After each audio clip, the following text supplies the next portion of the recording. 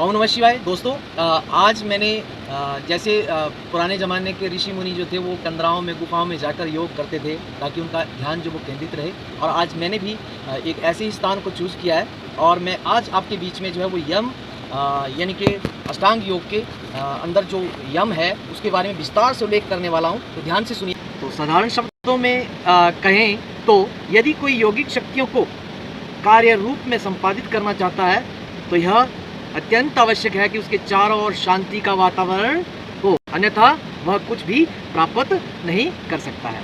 इसलिए योग के 8 अंगों के पालनार्थ सबसे पहले शांति का वातावरण उत्पन्न करने का विधान किया गया है।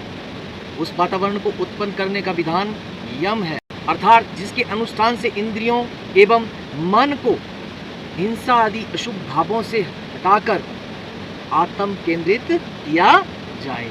महर्षि पतंजलि ने यमों की परिगणना जो है वो इस प्रकार से की है। तो पहला है अहिंसा।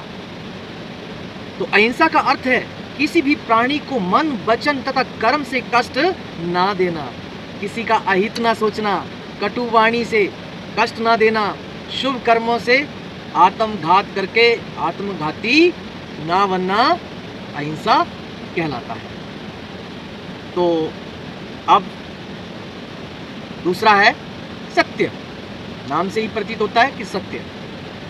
तो दोस्तों, प्रत्यक्ष अनुमान और शब्द प्रमाण अर्थात जो देखा, सुना और जाना हो वैसा ही शुद्ध भाव मन में हो, वही वाणी तथा उसी के अनुरूप कार्य हो, वह सत्य कहलाता है। झूठ बोलने से नाड़ियों में, ध्यान से सुनिएगा, झूठ बोलने से नाड़ियों में बार बार चोट पहुंचती है, जिससे हृदय कमजोर हो जाता है। असमय ही रक्तचाप, हृदय दौरा, धड़कन इत्यादि रोग उत्पन्न होते हैं। सत्य बोलने से नाड़ियों में स्वाभाविक स्पंदन में कोई परिवर्तन नहीं होता है, मन और बुद्धि सहज भाव रहती है। वास्तव में सत्य यही है। तीसरा है अस्तेय। अस्तेय का अर्थ है चोरी ना करना, दूसरे की वस्तु पर बिना पूछे अधिकार ना करना, किसी पदार्थ या विषय की इच्छा ना रखना। क्या है अस्तेय? अस्तेय की प्रतिष्ठा होने पर सभी रत्नों की प्राप्ति हो जाती है।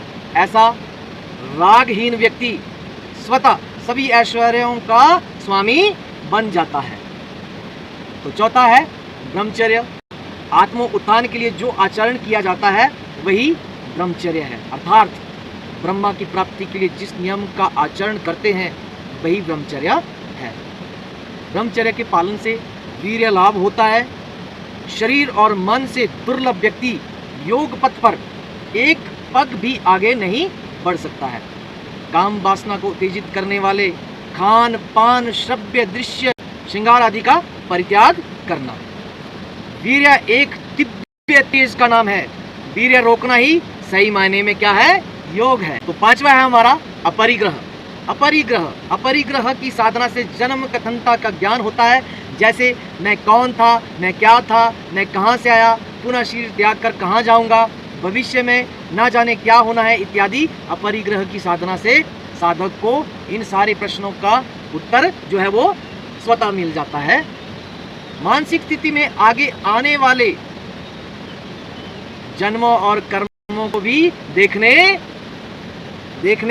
लगता है, अर्थात भूत भविष्य आर पार दिखने लगता है।